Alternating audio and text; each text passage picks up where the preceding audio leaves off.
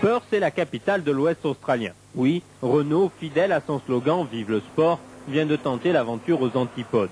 Il faut dire que Alain Oreille, avec déjà 2 victoires, est dans le tiercé de tête du championnat du monde des voitures de production. Mais pour être classé, il faut participer à un rallye hors d'Europe.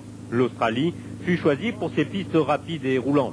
Pour le pilote de Martigues, c'est une première. En effet, à part un rallye des 1000 pistes en 84, il n'a jamais mis une roue sur la terre. Avec 2 roues motrices et sur des pistes rendues très piégeuses par les pluies abondantes, les premières épreuves sont très difficiles. De plus, le pilote doit découvrir les réactions de sa voiture sur ce terrain. Mais le tout début, c'était un peu la catastrophe, puisqu'il a fait une tempête cette nuit, on a découvert des spéciales détrempées, et c'était vraiment l'horreur.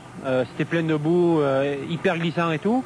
Bon, là, ça commence à sécher, et à mesure que ça sèche, je pense qu'on progresse, on remonte, on fait des meilleurs temps.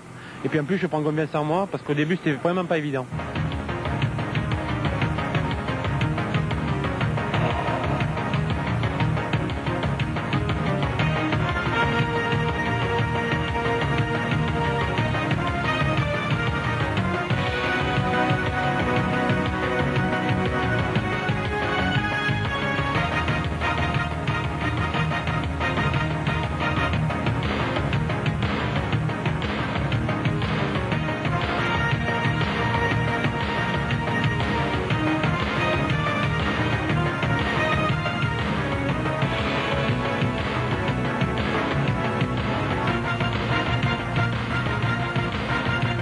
Par la suite, Alain Oreille réalise des miracles. Il force le rythme et remonte de la 10e à la 3e place. Malheureusement, il butera sur la Mitsubishi de Hordinski et la Lancia de Shogun. Toutes deux sont des voitures beaucoup plus puissantes que la petite Renault 5 et possédant 4 roues motrices. Une curiosité, outre ce magnifique koala, la désinfection des voitures avant de pénétrer dans certaines forêts. Ceci afin d'empêcher toute contamination. Ici, les épidémies sont catastrophiques. Dans la dernière étape, Oreille tentera tout ce qui est en son pouvoir pour déloger les 2 premiers. Mais la puissance fera la différence.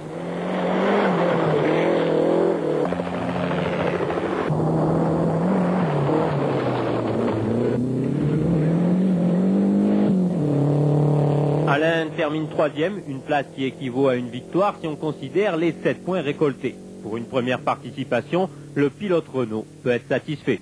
Ça s'est déroulé à merveille, l'équipe a marché superment bien, la voiture elle est quasiment neuve.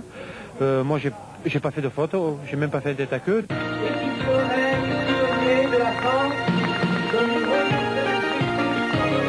Le temps de rapatrier la voiture, de la réviser, de la remorquer jusqu'en Italie, et Alain Oreille prenait le départ du rallye de San Remo, un rallye mixte divisé en 3 étapes. Sur la première, asphaltée, Alain attaque pour essayer de prendre de l'avance. Sur la terre, il a plu et les 4 roues motrices vont être avantagées.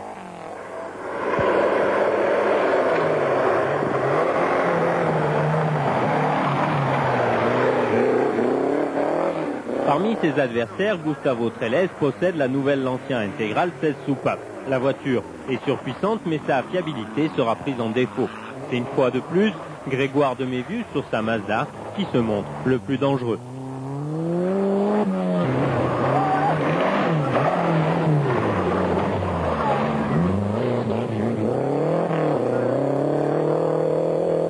Pour l'instant, c'est le rêve, puisqu'on est en tête du groupe. J'aurais jamais pensé ça. À l'assistance, travail de routine pour les mécanos, changement des pneumatiques, des plaquettes de frein, un peu d'essence, contrôle du moteur et des niveaux. On fait les comptes et c'est reparti.